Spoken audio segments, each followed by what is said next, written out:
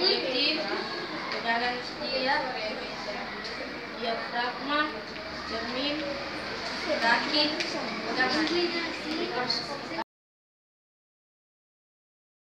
Sebelum mengamati, kita mencari cahaya dengan menggunakan cermin.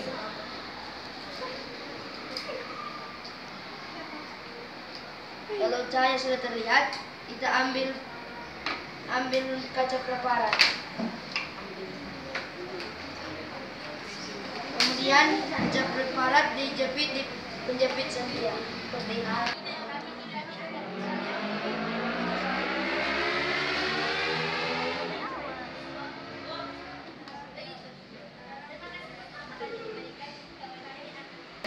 Dan lihat di lensa okuler.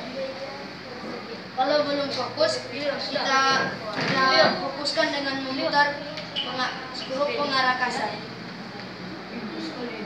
dan pengarah halus.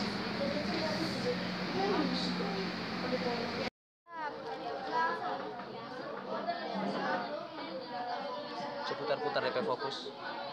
Ya.